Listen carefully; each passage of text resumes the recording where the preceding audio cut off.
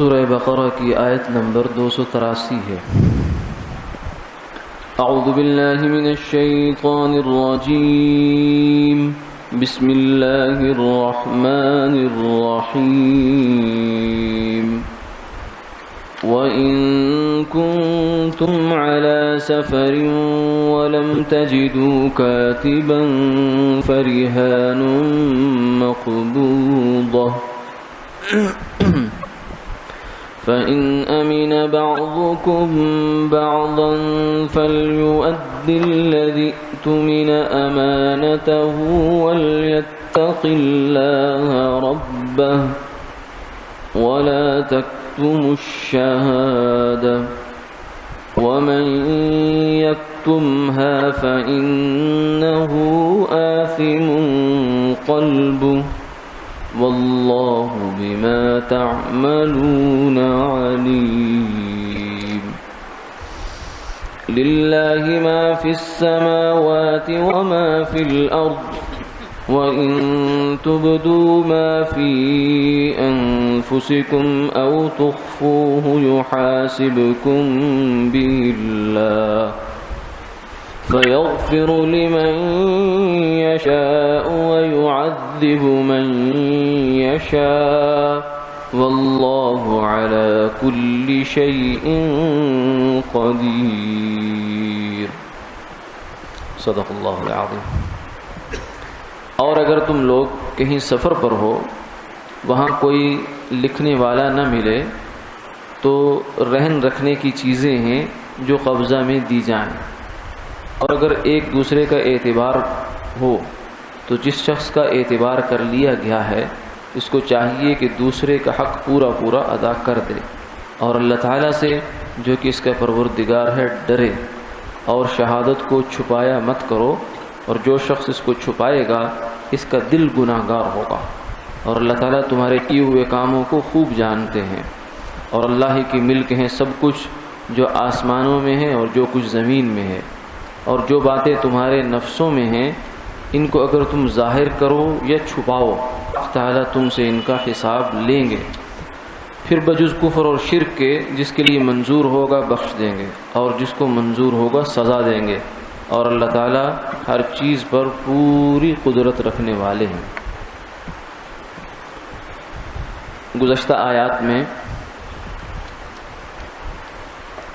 اس بات کا بیان چل رہا تھا کہ مالی معاملات کرتے ہوئے اس چیز کی تسلی کر لی جائے کہ کل کو حق ضائع نہ ہو اور تعلقات خراب نہ ہوں اور آپس میں جھگڑا نہ پڑے۔ تو اس کی ایک صورت یہ ہے کہ لکھا جی کر لیا جائے، لکھنے سے بھی بات پختہ ہو جاتی ہے اور پکی ہو جاتی ہے، اس کا انکار مشکل ہو جاتا ہے۔ جب اپنے ہاتھ کا لکھا ہوا، اپنے ہاتھ کا سائن کیا ہوا، دستخط کی ہوئی تحریر سامنے ہو تو آدمی کے لیے پھر اتنی آسانی سے اس کا انکار ممکن نہیں ہوتا۔ لیکن اگر بعض دفعہ لکھنا ممکن نہیں ہے، مثلا سفر ہے، سفر کی یہاں تذکرہ فرمایا، لیکن سفر کو ضروری نہیں ہے، اگر وطن میں ہے، حضر میں ہے اور وہاں بھی یہ معاملہ کرنا چاہیں تو ہو سکتا ہے، لیکن سفر میں بالعموم چونکہ ایسا ہوتا ہے لہذا اس کا تذکرہ فرما دیا کہ سفر میں ہوں، وہاں کاتب میسر نہیں ہے، لکھنے والا میسر نہیں ہے، تو پھر دوسری صورت یہ ہے معاملے کو پکا کرنے کی کہ رہن لے لیا جائے، جسے گروی بھی کہتے ہیں۔ گروی رہن ہی کا ترجمہ ہے کہ آپ نے مثلا کسی سے قرض لیا یا ادھار کوئی چیز لی اور وہ کہتا ہے جناب آپ پیسے میرے دیں گے، اس بات کی کیا گارنٹی ہے، تسلی چاہیے مجھے، تو آپ کہتے ہیں کہ ٹھیک ہے گارنٹی یہ ہے کہ یہ میری چیز اپنے پاس رکھ لو۔ خود حضور صلی اللہ علیہ وسلم کی سیرت طیبہ میں ہمیں یہ واقعات بکثرت ملتے ہیں، بالخصوص آخری زمانے میں جب آپ دنیا سے پردہ فرما رہے تھے تو آپ کی جو زرہ مبارک تھی وہ ایک یہودی کے پاس کچھ جو کے بدلے میں رکھی ہوئی تھی رہن، آپ نے جو ادھار لیے تھے اور یہودی تاجر تھا، اس نے کہا کہ مجھے گارنٹی چاہیے، تو آپ نے اس کو گارنٹی دے دی۔ اسی سے ہمیں یہ بھی بات معلوم ہوتی ہے کہ بعض دفعہ ایسا ہوتا ہے کہ ایک آدمی آپ سے گارنٹی مانگتا ہے اور آپ نے کوئی ایسی بات نہیں ہے کہ آپ نے کل کو اس کا کوئی خلاف ورزی کرنی ہے یا خطرے میں اس کا پیسہ. آپ کی حیثیت ایسی ہے کہ آپ اس کے پیسے بہر صورت ادا کریں گے، لیکن اس کے باوجود بھی اگلے کو حق حاصل ہے کہ آپ سے مانگے. آپ کو بگڑنے کی اجازت نہیں ہے کہ بھائی تجھے میرا اعتبار نہیں ہے. رشتہ داروں میں بالخصوص ایسا ہو جاتا ہے کہ آپ پکی نیت رکھتے ہیں کہ آپ پیسے ادا کریں گے، جتنے لیے اتنے ہی کریں گے، لیکن اگر وہ بیچارہ آپ سے کہتا ہے کہ مجھے کچھ لکھت پڑھت کرتے یا مجھے اس کے اوپر کوئی یقین دہانی کروا دیں، تو بگڑنے کی ضرورت نہیں ہے. اور نہ ہی اس بات کو اس انداز میں لینا چاہیے کہ اس کا مطلب یہ ہوا کہ میرے اوپر بدگمانی ہے، میرے اوپر یہ ہے، میں اتنا امانت دار اور میرے معاملات آج تک میں نے کبھی کسی کے ساتھ کچھ کیا. اس طرح کی بات سوچنی نہیں چاہیے، اس لیے کہ ہم سے کہیں کتنے گنا بڑے سید العالمین صلی اللہ علیہ وسلم، جو نبوت کا نہ صرف یہ کہ نبی ہیں بلکہ خاتم النبیین ہیں، جب ان سے مانگنے والوں نے گارنٹیاں مانگی ہیں اور انہوں نے بھی بخوشی دی ہیں، تو ہمیں بھی دینے میں کوئی ہچکچانا نہیں چاہیے. نہ اسے اپنے کسر شان کے جو ہے خلاف سمجھنا چاہیے کہ میرے سے اگر کوئی شورٹی مانگ رہا ہے، گارنٹی مانگ رہا ہے، تو گویا کہ میرے تو بڑی توہین کر دی اس نے، میری حیثیت جو ہے اس کے اوپر اس نے بٹھا لگایا. یہ خیال کبھی نہیں لانا چاہیے. تو فرمایا فریحان مقبوضہ، تو ایک رہن لے لو جس پر قبضہ کر لیا جائے. یہ گروی یا رہن ہوتا ہے. گروی کا ایک مطلب یہی ہے سیدھا جو یہاں ذکر ہے، اور ایک گروی کا مطلب ہمارے یہاں معاشرے میں بھی ایک چل رہا ہوتا ہے. وہ یہ ہوتا ہے کہ کسی سے مکان لیا جاتا ہے اور ایڈوانس بہت سارا پیسہ اس کو دے دیا جاتا ہے. تو اس میں یوں سمجھیں کہ یہ جو قرض لیا نا، یہ تو ہو گیا قرض کا معاملہ، اور وہ آپ قرض دینے والے نے مقروض سے یہ کہا کہ یہ میرا قرض واپس ہوگا، اس بات کی کیا گارنٹی ہے؟ تو اس نے کہا میرا مکان رکھ لیں. تو یہ مکان رہن ہو جاتا ہے. یہ گروی اصل میں یہ مکان گروی رکھا گیا ہے. تو یہ بھی ایک صورت ہوتی ہے. اچھا، اب گروی کا شریعت میں جو حکم ہے وہ یہ ہے کہ گروی کی چیز سے فائدہ نہیں اٹھایا جا سکتا. جس کے پاس گروی کی چیز رکھی ہے اس کا مقصد صرف اتنا ہے کہ کل کو آڑے وقت میں جب ضرورت پیش آئے گی تو ہم اس کو بیچ کر یا کہیں بھی کرا کے اپنا اصل پیسہ واپس لے لیں گے، قرض واپس لے لیں گے، دین واپس لے لیں گے. وہ چیز استعمال کے لیے نہیں ہوتی. گروی کا استعمال جائز نہیں ہے. اس لیے اگر مکان آپ نے لے لیا ہے تو مکان کو بھی استعمال نہیں کر سکتے. تو رہن کے یہ احکامات ہیں. رہن بھی ایک طرح سے وثیقہ ہوتا ہے، تسلی ہے کہ یہ آدمی چیز واپس کر دے گا. پھر فرمایا کہ بعض اوقات ایسا بھی ہو جاتا ہے کہ چیز چھوڑی ہے، معمولی ہے، یا دونوں کے ایک دوسرے پر واقعتاً اعتماد ہے. تو اس صورت میں اعتماد کی اگر فضا قائم ہے تو رہن نہ بھی لیا جائے، لکھا نہ بھی جائے، تو بھی اس کا یہ مطلب نہیں ہے کہ اب شیر مادر ہو گیا کہ جو کچھ کرو. نہیں، فلیؤد الذی اؤتمن امانتہ، جس کے پاس جو چیز رکھی گئی ہے یا گروی ہی کی چیز جو کہ امانت ہے، اس کو واپس کرنا اس کا حق بنتا ہے. ولیتق اللہ ربہ، اس لیے یہ نہ سوچے کہ یہ دنیا کا معاملہ ہے، یہاں کی پنچایت میں جیت جاؤں گا، کیس جو ہے وہ سیشن سے ہائی اور ہائی سے سپریم میں جاتے جاتے ہر جگہ میں جیت جاؤں گا. ایک عدالت اور بھی ہے، یوم تبلی السرائر، جہاں گواہ کچھ اور انداز کے ہوں گے. یوم تشہد علیہم السنتہم وایدیہم وارجلہم بما کانوا، کہ اس دن اللہ تعالیٰ گواہ جو ہیں یہ دنیا والے گواہ نہیں ہوں گے، یہ ہاتھ ہوں گے، یہ پاؤں ہوں گے، یہ زبان ہوگی، یہ آنکھیں ہوں گی، یہ گواہی دیں گی. تو اس فرمایا کہ ہر معاملے میں مسلمان کو چاہیے کہ اس مرحلے کو بھی سامنے رکھے. ولیتق اللہ ربہ، اپنے رب سے ڈرے. ولا تکتم الشہادہ، پیچھے بھی یہ بات آئی تھی، اب یہاں آ کر اس کو عمومی انداز میں بیان فرمایا گیا کہ کسی بھی معاملے میں، صرف مالی معاملات میں نہیں، طلاق کا معاملہ ہے، نکاح کا معاملہ ہے، یا میراث کا کوئی اور معاملہ ہے، آپ کو کسی نے گواہ بنایا ہے تو اس گواہی کو چھپانا نہیں چاہیے. کیوں؟ اس لیے کہ یہ آپ کے ذمے ایک شرعی اور اخلاقی فریضہ ہے. اور شرعی اور اخلاقی فریضے کا مطلب یہ ہے کہ آپ کو یہ کرنا پڑے گا، آپ کے ذمے یہ لازم ہو گیا. اسی لیے علماء نے لکھا کہ گواہی پر پیسہ نہیں لے سکتے آپ. آنے جانے کا کرایہ خرچہ وہ تو ایک حق بنتا ہے، لیکن میں آپ کے حق میں گواہی دے رہا ہوں، مجھے کچھ دو، یہ رشوت ہے. کیوں؟ اس لیے کہ گواہی دینا اس بندے کی ذمہ داری ہے، اور جو چیز آپ کی ذمہ داری میں داخل ہو گئی ہے شرعاً یا عرفاً اخلاقاً، آپ اس پر مزید پیسے کا مطالبہ کرتے ہیں تو یہ رشوت ہوتی ہے. جیسے مثلا جج ہے، قاضی ہے، اس کے ذمے ہے کہ وہ مظلوم کو انصاف فراہم کرے. اب اگر اس انصاف کی فراہمی کا میرٹ پر فیصلہ کر رہا لیکن وہ کہتا ہے کہ مجھے کچھ دو، تو یہ رشوت ہے۔ کیوں؟ اس لیے کہ یہ جو لے کر فیصلہ کر رہا ہے تو یہ فیصلہ اسی طرح کا فیصلہ تو پہلے ہی اس کے ذمے ہے، یہ اوپر اضافی کس چیز کا مطالبہ کر رہا ہے۔ اسی سے بہت ساری جو ہے آگے رشوت کی صورتیں پیدا ہوتی ہیں ہمارے معاشرے میں جو چل رہی ہیں، اور ہمارا ان کی طرف دھیان بھی نہیں ہوتا۔ کوئی دھیان کرائے تو ہمارا دل بھی نہیں چاہتا کہ ہمارا دھیان ہو اس طرف۔ اسی کی ایک صورت یہ ذکر کرتا ہوں، ایک دو صورتیں۔ ایک تو یہ کمپنیوں میں سیل یا پرچیز کے جو مینیجر ہوتے ہیں نا، وہ اس معاملے میں بڑے ملوث ہوتے ہیں۔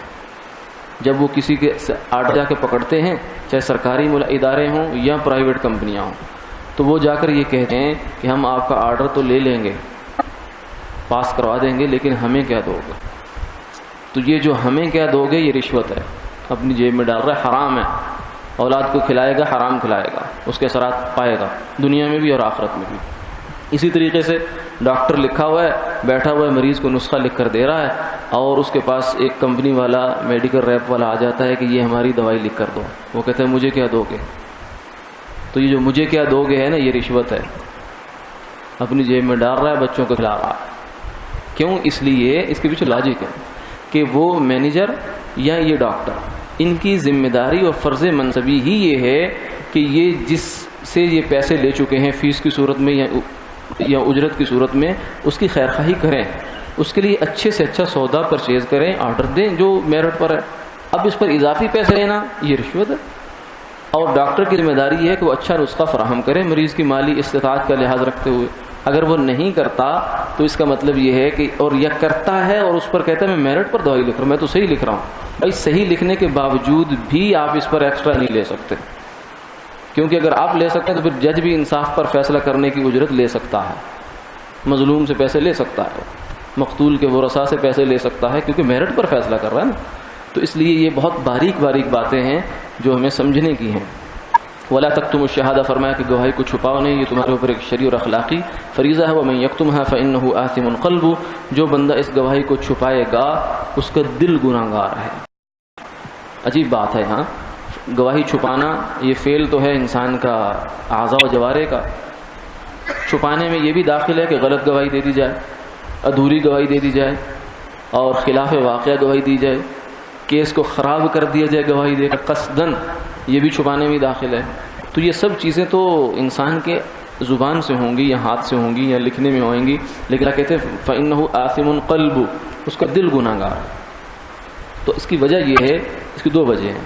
ایک تو یہ ہے کہ انسان جو بھی کام کرتا ہے یہ دراصل ثمرہ ہوتا ہے، پھل ہوتا ہے، اس کا بیج اس کے دل میں ہوتا ہے۔ دل انسان کی اعمال کا بیج اور کھیتی ہے، وہاں جیسے جذبات، جیسے احساسات اور جیسے فکر پیدا ہوتی ہے وہی بڑی ہو کر آگے انسان کے ہاتھ اور پاؤں اور ناک اور زبان ان چیزوں سے ظاہر ہوتی ہے، ایک اس وجہ سے۔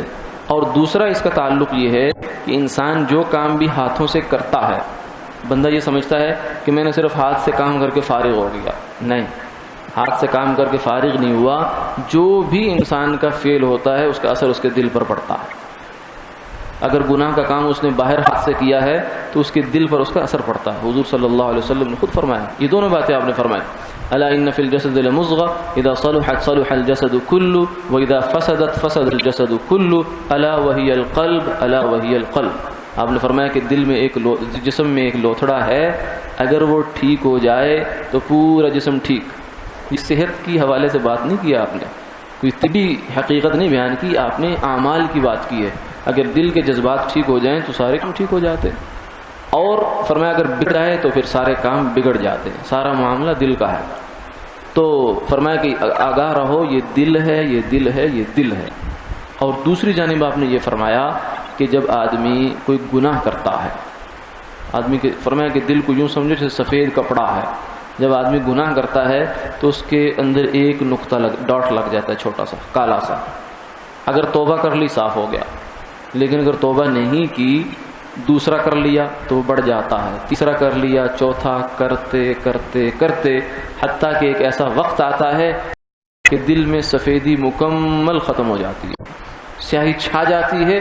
اور پھر اس کے بعد آگے فرمایا جو بڑی غور کی بات ہے، جو ہمارا بہت سارے لوگوں کا مرض ہے، فرمایا کہ اس کے بعد اس میں خیر کی بات اثر نہیں کرتی، خیر کی بات اثر نہیں کرتی، چاہنے کے باوجود نماز نہیں پڑھے گا، کہ اگر دعا کرو دل چاہتا ہے نمازی بن جاؤں لیکن نہیں بن پاتا، چاہنے کے باوجود حرام سے نہیں بچے گا، گناہ سے نہیں بچے گا، دل چاہتا ہے، دل کے اندر تل ملاتا بھی ہے، ارادہ کرتا ہے لیکن کر نہیں پاتا، یہ ہمت اللہ اور اس سے توفیق سلب کر لیا کرتے۔ فَإِنَّهُ آثِمٌ قَلْبُ، فرمایا کہ اس کا دل گناہ گار ہے، یعنی یہ گواہی چھپانا یہ صرف ہاتھ کا کام نہیں ہے یا زبان کا کام نہیں ہے، بلکہ یہ سیدھا دل پر جا کے اثر کرتا ہے۔